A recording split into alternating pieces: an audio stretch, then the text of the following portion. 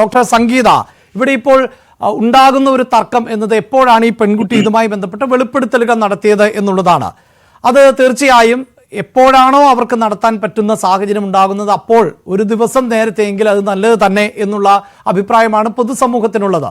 പക്ഷേ സൂചിപ്പിക്കുന്ന പോലെ ഒരു പെൺകുട്ടിക്ക് ആരിൽ നിന്നുമാകട്ടെ, അത് സ്വന്തം കുടുംബത്തിൽ നിന്നാകട്ടെ, അധ്യാപകരിൽ നിന്നാകട്ടെ, അടുത്ത് ഇടപഴകുന്നവരിൽ നിന്നാകട്ടെ, ഒരു മോശം പെരുമാറ്റം ഉണ്ടായാൽ അത് പറയാനുള്ള ഒരിടം ഉണ്ടാകണം.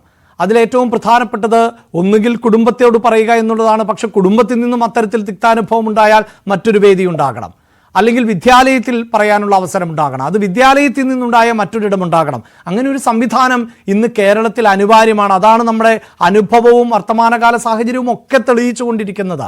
അപ്പോൾ ഇവിടെ താങ്കളുടെ നിരീക്ഷണത്തിൽ ഏത് തരത്തിൽ ഇപ്പോൾ ഈ പെൺകുട്ടി ഇത്തരത്തിൽ കൃത്യമായ വിവരങ്ങൾ പുറത്തു പറഞ്ഞത്, അതിലൂടെ കുറേ അധികം ആളുകളെയെങ്കിലും പിടികൂടാനായത്, ഇനി കുറച്ചുപേരെ പിടികൂടാനുള്ള നമ്മുടെ കേരള പോലീസിന്റെ പരിശ്രമത്തെ എങ്ങനെയാണ് താങ്കൾ നിരീക്ഷിക്കുന്നത്? തീർച്ചയായിട്ടും ഇപ്പോ ഇന്ന് വരെയുള്ള ഒരു ഇത് നോക്കുന്ന സമയത്ത് കൃത്യമായി തന്നെ അന്വേഷണം മുന്നോട്ട് പോകുന്നുണ്ട് എന്നാണ് എനിക്ക് മനസ്സിലായിട്ടുള്ളത്. കാരണം 40-ലേറെ പ്രതികൾ, 44ഓളം പ്രതികൾ അറസ്റ്റ് ചെയ്യപ്പെട്ടിട്ടുണ്ട്.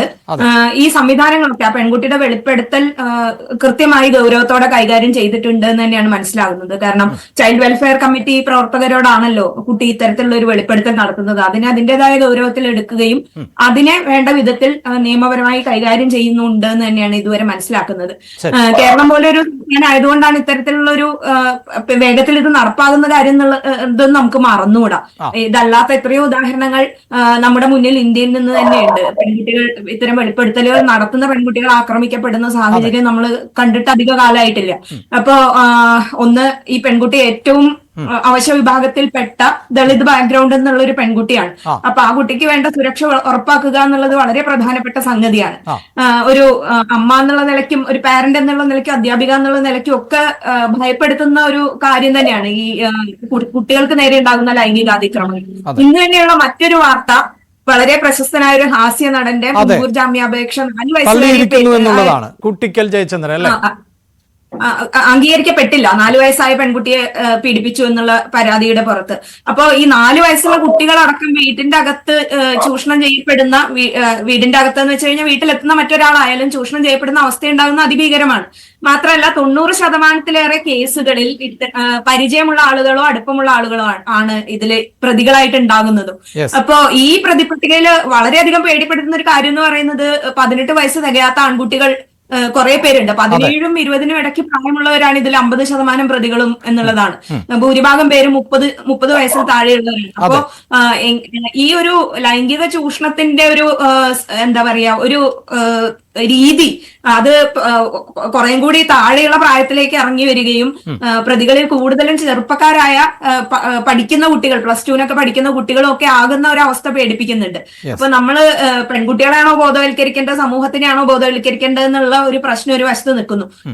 മറ്റൊന്ന്, സപ്പോർട്ട് സിസ്റ്റം ഉണ്ടെങ്കിൽ പോലും ഇത്തരം ഒരു കാര്യം ഒരു പെൺകുട്ടിക്ക് പുറത്തു പറയുന്നതിന് പരിമിതികളുണ്ട്. അതിപ്പോ കുടുംബത്തിൽ പറയാനായാലും, പെൺകുട്ടി ആയാലും ആൺകുട്ടി ആയാലും, പെൺകുട്ടിയെ സംബന്ധിച്ച് ഇത് കുറച്ചുകൂടി ബുദ്ധിമുട്ടാണ്. ആൺകുട്ടികളും തന്നെ, ആൺകുട്ടികളുടെ കേസുകളും പുറത്തേക്ക് വരാത്ത ധാരാളം കേസുകളുണ്ട്, നമ്മൾ അറിയുന്നില്ല എന്നേ ഉള്ളൂ. ഇപ്പോ പലപ്പോഴും അധ്യാപകർക്കായാലും വീട്ടുകാർക്കായാലും ഇത് കണ്ടെത്തുന്നതിന് പരിമിതികൾ ഉണ്ടാവാം. പ്രത്യേകിച്ച് വർക്കിംഗ് ക്ലാസ് ആയിട്ടുള്ള ഒരു വീട്ടിൽ നിന്ന് വരുന്ന ഒരു കുട്ടിക്ക് ആ വീട്ടിൽ ചിലപ്പോൾ ഈ കുട്ടിയെ വേണ്ട വിധത്തിൽ ശ്രദ്ധിക്കാൻ അവരുടെ ജോലിയുടെയും മറ്റു കാര്യത്തിന്റെ ഇടയ്ക്ക് കഴിഞ്ഞോളുന്നില്ല. അപ്പൊ അതുകൊണ്ട് നമ്മള് സ്പെക്കുലേഷൻസ് നടത്തുന്നതിൽ യാതൊരു അർത്ഥമില്ല. എങ്ങനെ ഇതിലേക്ക് എത്തി, ഇപ്പൊ ഫോൺ ഉപയോഗിക്കുന്ന കാര്യത്തിലൊക്കെ ഒരുപക്ഷെ ഈ ഫോൺ ഈ കുട്ടി ഉപയോഗിക്കുന്നത് അവർക്ക് മോണിറ്റർ ചെയ്യാൻ പറ്റിയിട്ടുണ്ടാവില്ല. അത്തരത്തിലുള്ള മുൻകൂട്ടിയുള്ള സ്പെക്കുലേഷൻസിലേക്ക് നമ്മൾ പോകാതിരിക്കുന്നതാണ് നല്ലതെന്നാണ് എനിക്ക് തോന്നുന്നത്. കാരണം കുട്ടികളെ സംബന്ധിച്ചിടത്തോളം അതൊരു പേടിപ്പെടുത്തുന്ന കാര്യമാണ്. പ്രത്യേകിച്ച് പോക്സോ കേസുകളിൽ സമൂഹത്തിന്റെ അനുമാനങ്ങൾക്കും ഒന്നും അവിടെ വലിയ പ്രസക്തിയില്ല. സമൂഹമല്ല ആ കാര്യത്തില് എന്താ പറയാ പുറത്തു വരുന്ന വാർത്തകളെ നോക്കി കാണാന്നുള്ളതിന്റെ അപ്പുറത്തേക്ക് അത് സ്പെക്കുലേഷൻസ് നടത്തുന്നത് പോലും കുറ്റകരമാണെന്നാണ് എനിക്ക് പറയാനുള്ളത്. മാത്രമല്ല ഇതിനെ രാഷ്ട്രീയ മുതലെടുപ്പിനായിട്ട് ഉപയോഗിക്കുന്നതും അതിനേക്കാളും ഹീനമായ ഒരു കാര്യമാണ്. ഇവിടെ ഇപ്പോ ഈ കഴിഞ്ഞ കുറച്ച് വർഷങ്ങളിലായിട്ട് ഇത്തരം കേസുകൾ ഗൗരവമായി കൈകാര്യം ചെയ്യപ്പെടുന്നുണ്ട് എന്നുള്ളത് തന്നെയാണ് സമൂഹത്തെ സ്ഥിരമായി നോക്കിക്കൊണ്ടിരിക്കുന്ന ഒരാൾ എന്നുള്ള നിലയ്ക്ക് എനിക്ക് മനസ്സിലായിട്ടുള്ളത്.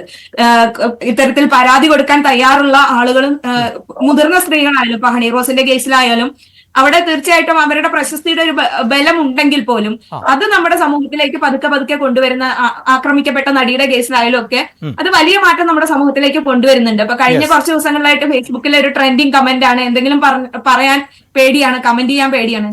ശരിയാണ്, കമന്റ് ചെയ്യാൻ പേടിക്കണം. കമന്റ് ചെയ്യാവുന്ന കാര്യങ്ങളെ കമന്റ് ചെയ്യാവുള്ളൂ എന്നുള്ള ഒരു ധാരണ സമൂഹത്തിന് ഉണ്ടായിട്ട് വരുന്നുണ്ട്. തീർച്ചയായും ഇന്ന് ഈ കേസ് പരിഗണിച്ച കോടതി ജാമ്യം അനുവദിക്കുമ്പോൾ പോലും ചില പരാമർശങ്ങൾ നടത്തിയിട്ടുണ്ട്. ഏതെങ്കിലും ഒരു സ്ത്രീയുടെ വസ്ത്രധാരണം നോക്കി അവരെ വിലയിരുത്താൻ നിൽക്കേണ്ടതില്ല എന്ന്. താങ്കൾ പറഞ്ഞതുപോലെ ഒരു സോഷ്യൽ ഓഡിറ്റിങ്ങിനും കേരളത്തിലെ ഒരു ജനതയെയും ആരും ഏൽപ്പിച്ചിട്ടില്ല. അത് പോക്സോ കേസ് ആകുമ്പോൾ പ്രത്യേകിച്ചും തന്നെ ഈ കാര്യത്തിൽ നമ്മൾ നടത്തുന്ന ഇപ്പോ നമ്മൾ ചർച്ചയിലായാൽ പോലും നടത്തുന്ന സ്പെക്കുലേഷൻസിന്റെ കാര്യത്തിൽ വളരെ സൂക്ഷിക്കേണ്ടതുണ്ട്.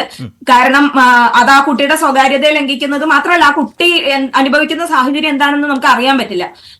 ഒരു 13 വയസ്സ് തൊട്ടിട്ട് ഈ 5 വർഷത്തോളം നിരന്തരം പീഡനത്തിനിരയായ ഒരു പെൺകുട്ടിയാണ്. അതിന്റെ മാനസികാവസ്ഥ എന്തായിരിക്കും എന്ന് പറയാൻ പറ്റില്ല. ഒരുപക്ഷെ കൊലപാതകത്തോളം തന്നെ ഹീനമായ, അതിനേക്കാൾ ഹീനമായ കുറ്റകൃത്യമാണ് വാസ്തവത്തിൽ ചെറിയ കുട്ടികളെ ലൈംഗികമായി പീഡിപ്പിക്കുന്നത്. കാരണം അവരുടെ ക്യാരക്ടറിന്റെ ഫോർമേഷനെ അടക്കം അപകടത്തിലാക്കുന്ന, വലിയ തോതിൽ അവരെ ഭയത്തിന്റെയും ഒക്കെ അടിമയിലാക്കുന്ന ഒരു വല്ലാത്ത കാര്യമാണ് ഈ ലൈംഗിക പീഡനം എന്ന് പറയുന്നത്. അത്തരം അനുഭവമുള്ള നിരവധി ആളുകളെ, കുട്ടികളെ കണ്ടിട്ടുള്ളത് കൊണ്ട് തന്നെ അതിന്റെ അവസ്ഥയുടെ ഭീകരത നമുക്ക് ഊഹിക്കാവുന്നതേ ഉള്ളൂ. അപ്പോ ഇത്തരത്തിലുള്ള കേസുകൾ ആവർത്തിക്കപ്പെടുന്നു എന്നുള്ളത് നമ്മൾ ഗൗരവമായി തന്നെ കാണേണ്ടതാണ്.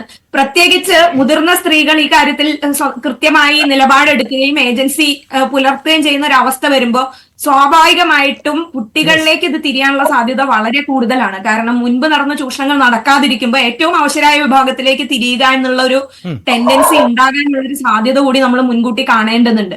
പിന്നെ ആൺകുട്ടികളും ഈ പറഞ്ഞ പോലെ സുരക്ഷിതരൊന്നുമല്ല. നമ്മൾ പുറത്തറിയുന്നതിൽ കൂടുതൽ കേസുകൾ ആൺകുട്ടികൾക്ക് നേരെ ഉണ്ടാകുന്നുണ്ട്. ഇത് തുറന്നു പറയാനുള്ള സാഹചര്യം ഉണ്ടാകുന്ന തരത്തിൽ നമ്മുടെ വീടിന്റെ അകങ്ങളെ പരിവർത്തിപ്പിക്കുക എന്നുള്ളതും വളരെ പ്രധാനമാണ്. കുട്ടികൾക്ക് ഇത് പങ്കുവെക്കാവുന്ന, കുട്ടികൾക്ക് ഇത്തരത്തിലുള്ള ഒരു അഡ്വാൻസ്മെന്റ് ഉണ്ടായാൽ തുറന്നു പറയാവുന്ന ഒരു അവസ്ഥ വീട്ടിന്റെ അകത്ത് ഉണ്ടാവേണ്ടതുണ്ട്, വിദ്യാഭ്യാസ സ്ഥാപനങ്ങളിൽ ഉണ്ടാവേണ്ടതുണ്ട്. സിസ്റ്റത്തിനെ തള്ളി കളഞ്ഞുകൊണ്ടല്ല, സിസ്റ്റത്തിനെ പരിഷ്കരിച്ചുകൊണ്ടും സിസ്റ്റത്തിനൊപ്പം നിന്നുകൊണ്ടുമാണ് നമ്മൾ ഇതിനെ മെച്ചപ്പെടുത്തേണ്ടതെന്ന് തോന്നുന്നു. അല്ലാതെ ഒരു പ്രശ്നം ഉണ്ടാകുന്ന സമയത്ത് സിസ്റ്റത്തിനെ മുഴുവൻ കുറ്റം പറയുന്നത് കൊണ്ടൊന്നും കാര്യമില്ല.